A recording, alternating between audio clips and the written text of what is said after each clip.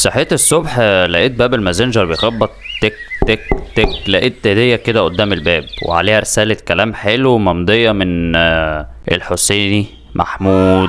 وده لو ما تعرفوش ففايتك كتير لو انت راجل كروي يعني زي حالاتي. بفتح الهدية لقيت الحلقة الحلوة اللي انت هتشوفها دلوقتي حالا. حضر كوباية شايك وتعالالي. مساء الفل على الكل. في احد الامسيات الليلية في طليعة احد الاسابيع، طليعة دي اللي هي يعني في اوله كده فاهم، تقعد انت قدام تلفزيونك على كنبتك تحت تكييفك او جنب مروحتك وبتتفرج على ماتش لفريقك في البريمير ليج، بتتفرج على فريقك المفضل ها، واتفاجئت بحاجة. لا مش انك نسيت تعمل كوباية شايك اللي هتشربها قدام تلفزيونك تحت تكييفك وجنب مروحتك، لا لا لا لا ابسولوتلي، انت اتفاجئت ان فريقك بيلعب باداء زي الزفت، مع احترامي للزفت طبعا، رغم ان الخصم ابيض وعلى قده وممكن انا وانت والحسيني نكسبهم لوحدنا في حجز خماسي خلي بالك، وفريقك اللي بيلعب زي الزفت ده حاطط على الخمسه الكبار كلهم عادي، بس هينزل الماتش ده هتحس ان سكر الحوامديه بيلعب، ويخلص الماتش وتزعل وتكتئب.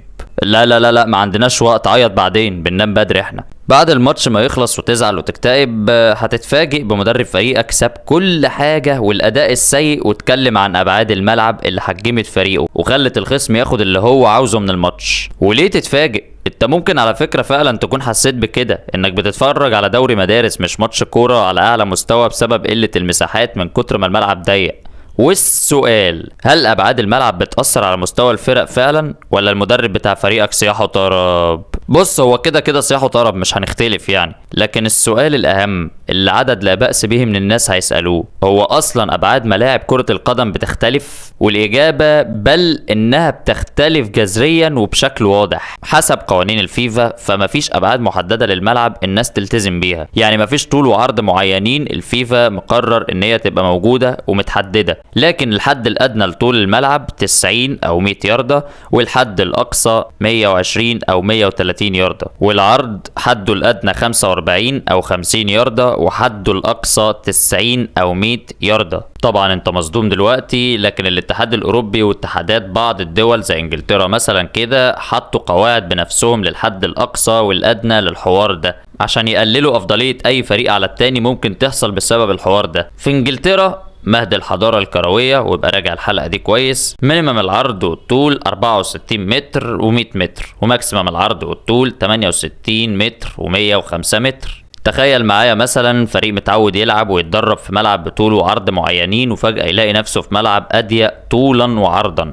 البديهي انه هيتأثر، والتأثير ده هيكون متفاوت من فريق للتاني. فريق بيلعب سكسي فوتبول وبيعمل بيلد اب من الخلف ومثلثات بقى ولانشون سوري، وعنده مبدأ أساسي في البناء من الخلف وهو استخدام كامل عرض الملعب بحيث يجبر الخصم على انه يسيب مساحات على الأطراف أو في العمق، وبكده يطلع بالكرة من الممرات الوسطى أو الجانبية. فبالتالي لو عرض الملعب أقل ب10 ياردة مثلا الفريق هيتأثر لأن المساحات هتقل، والخصم هيبقى محتاج يقفل مساحات اقل اللي هو اصلا متعود يقفلها في ملعبه. وبعيدا عن الحلقه مفيش احسن من غزل المحله بيعمل كده في الايجيبشن ليج طبعا، والعكس بالعكس، لما تكون فريق متعود تلعب وتتدرب في ملعب طوله وعرضه اقل نوعا ما عن الملاعب اللي بتروح لها ماتشات اوي هتحس انك تايه والموضوع طالب منك جهد اكبر عن اللي بتعمله في ملعبك، ويمكن انت بتفكر اللاعب بتاعك متكاسل او بيتكاسل او، لكن كل ده مش حقيقي. الحكايه انه مش متعود يغطي كل المساحات دي، والذاكره العضليه والعقليه عنده متعوده على جهد معين في مساحات معينه. كلنا كنا هناك يا صاحبي، انا حاسس بيك. السيليرست بارك وابعاده فرق بتاع حوالي 400 متر مربع عن معظم ملاعب الفرق التانية في البريمير ليج.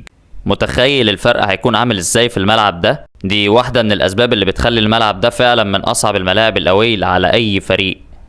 انا حذفت جملة فريق زي مانشستر سيتي بجلالة قدره بيعاني عليه كل مباراة بمزاجي، ها؟ بمزاجي يا حسيني. لو لسه مش متخيل قد ايه عامل صغير وتفصيلة هبلة زي دي ممكن تأثر تأثير كبير على نتائج الماتشات احيانا، خليني اقولك ان في بعض المدربين حاولوا بطرق عدة انهم يشتغلوا على ابعاد الملعب لصالحهم، ومنهم اللي فعلا استفاد من الموضوع بشكل مش عادي. في موسم 87-88 رينجرز كان عنده ماتش مع دينامو كييف في دوري الابطال. رينجرز قبل ماتش العودة اللي كانت على ملعبه شال كام ياردة من خط التماس على كام ياردة من خط المرمى، والملعب بقى اصغر كمساحة بشكل واضح. دينامو كييف وقتها مع فاليري لوبانوفسكي تقريبا كانوا معروفين بتوسعة عرض الملعب واستغلال المساحات على الأطراف من خلال أجنحتهم السريعة المهارية، فبالتالي حركة زي دي من رينجرز ممكن تحجمهم بشكل كبير لأنهم هيبقوا مضطرين يلعبوا في مساحة أقل. وفعلا رينجرز قدر يحول هزيمته اللي كانت في الذهاب 1-0 لفوز في ملعبه بإجمالي المباراتين 2-1. لو انت لماح الطبيعي هنا انك تقول لي طب ما لاعيبه دينامو اتدربوا كويس اكيد على الملعب قبل الماتش يا اسطى، وفي الحقيقه انت صح، بس هم اتدربوا في ملعب تاني بابعاد مختلفه تماما. الله، ازاي يا جدع؟ جراهام سونيس مدرب رينجرز عمل حركه ولا حركه موسيماني في الاهلي في 2019 في ملعب بريتوريا، وكمان اعترف بكده بعد ما لعيبه كييف اتدربت بالليل على الملعب. عمال الملعب جم بالليل وغيروا الابعاد بتاعه نفس الملعب اللي اتدربوا عليه واللي هيلعبوا عليه بكره وخلوه بالحد الادنى المطلوب. سونيس اعترف بكده بعد الماتش وقال انها ممكن تكون حركه وضيعه لكنها قانونية. تعال المرة دي القصة تانية. في مايو سنة 2000 مارك هيوز مدرب منتخب ويلز قرر يسيب عشب ملعب الميلينيوم تطول وتكبر وتبقى أكثف، وبعد كده قرر يقص جزء من التاتش لاين والجول لاين شوية ياردات كده على ما قصهم، وبعد كده بلغ المسؤولين انه محتاج الملعب يكون اصغر من كده شويتين. مارك علل كده بان الملعب كان شكله كبير جدا جدا جدا، هو عمل كده عشان هيحد من خطورة المنتخب البرازيلي اللي هيلعبه. الموضوع ما نجحش وخسر بالثلاثة بسبب فرق الامكانيات الرهيب بين المنتخبين، لكنه في النهاية حاول. في العادة المدربين ممكن يشتكوا من ابعاد الملعب اللي بيلعبوا عليها بره ارضهم. طب ايه الحال لو قلتلك ان مدرب اشتكى من ارضيه ملعب فريقه؟ هو المدرب ده هو مدرب حديث، مش مدرب من ايام جدي وجدك، هو بوتشيتينو اللي صرح في موسم 14-15 بعد بدايه سيئه للسيزون ان ابعاد ملعب الوايت هارت لين هي السبب الابرز في سوء مستوى الفريق على ارضه. بوتشيتينو ارجع الكلام ده لاسلوب لعب الفريق، اللعب المركزي او التموضعي او البوزيشنال بلاي. بيقول ان الملعب ضيق نوعا ما وده اللي بيخلي خصمهم ليه افضليه لما بيلعب من الخلف ببلوك منخفض. قد تشوف ان البوتش صياحه طرب عادي، بس لما تعرف ان وايت هارت لين كان واحد من اصغر ملاعب البريمير ليج وقتها بمساحه 66 متر عرض و100 متر طول، هتشوف ان ده كلام فيه شيء من الصحه. هنا بقى لازم اكلمك عن اكتر المدربين في تاريخ البريمير ليج ويمكن في تاريخ الكوره اللي استفادوا من الملعب ده، بل وستايل لعبه كله كان مبني في الاساس على استغلال العامل ده. والمدرب ده هو المدرب الانجليزي توني بولس مع ستوك سيتي وملعب بريطانيا الشهير اللي كان كالح كلاحة غير عادية على كل فرق البريمير ليج لما بيروحوا هناك. توني كان من المدربين اللي بيلعبوا اللعب الانجليزي الكلاسيكي بتاع شوح وارمي الكرة قدام وحاول تكسب الكرة التانية، وده كان اسلوب لعب الفريق الوحيد، ودي كانت الفكرة الوحيدة اللي بيتم تطبيقها في كل مراحل اللعب اساسا. حتى في مرحلة البناء مفيش بناء اصلا من الخلف ولا بروجريشن، هي كورة طويلة وما عندناش غيرها. توني طلب ساعتها من المسؤولين ان هم يخلوا ابعاد الملعب اقل حاجة ممكنة ومسموح بيها، وفعلا بريطانيا ستاديوم هو واحد من اصغر الملاعب في انجلترا بمساحة 6400 متر مربع. توني عمل كده ببساطة عشان يسهل على فريقه تطبيق اسلوبهم ويقدر يوصل لمرمى الخصم بسهولة بالكرة الطولية. مش بس كده، تصغير عرض الملعب سمح للفريق انه يستخدم رميات التماس في محاولة التسجيل واكتر من مرة كمان. ساعتها متخصص الفريق في رميات التماس كان روي ديلاب، كان اي رمية تماس بيلعبها باقوى قدر ممكن وبافضل دقة ممكنة لل6 ياردة او منطقة العمليات عموما.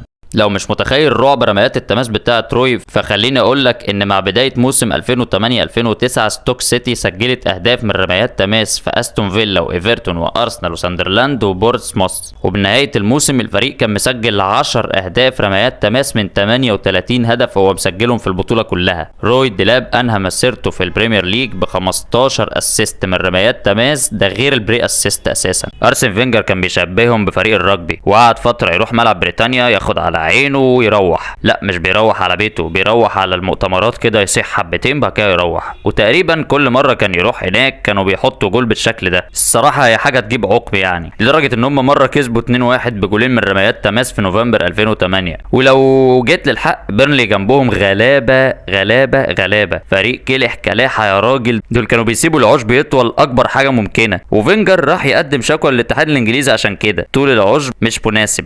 فبيتر كراوتش قال بالنص ان تصريحات فينجر عبارة عن صياح طرب. فينجر برضو في 2002 كان عنده نفس تعقيبات بوتشيتينو اللي قالها في 2014 ان ملعب الوايت هارت لين صغير وبيحرمنا من تطبيق فلسفتنا. نرجع لتوني بولس بقى. مع توني ابعاد الملعب شيء مقدس بالمعنى الحرفي لا يمكن المساس بيها، لدرجة ان في موسم 11-12 لما الفريق اتأهل يوروبا ليج وكان مطالب ساعتها بتكبير مساحة الملعب 600 او 700 متر مربع، لان قوانين الويفا بتنص ان مساحه كل الملاعب تبقى مساحه واحده. ساعتها توني عمل مشاكل مع الويفا وخرج بتصريحات ان ايفرتون وليفربول لما تاهلوا للعب في اوروبا محدش اجبرهم على تغيير ابعاد ملعبهم، لكن الراجل في النهايه صرح ان الابعاد هترجع تاني في ماتشات الفريق المحليه. ابعاد الملعب هي جزء مكمل ورئيسي لفلسفه الفريق ولا يمكن المساس بها. المعادله بسيطه، تخيل نفسك في احد التدريبات بتلعب 5 ضد 5 في مربع 30 في 30 مثلا، وبعدها الكوتش قال لك لا لا لا احنا نخليها 25 في 25. ايه اللي هيحصل؟ هيبقى فيه هامش خطأ اكبر في التمريرات، هيبقى فيه مساحات اقل، هتبذل مجهود اقل في القطع والافتكاك، وبالضرورة هيبقى من الصعب اكتر واكتر ان انت تحافظ على الكورة وتستحوذ عليها.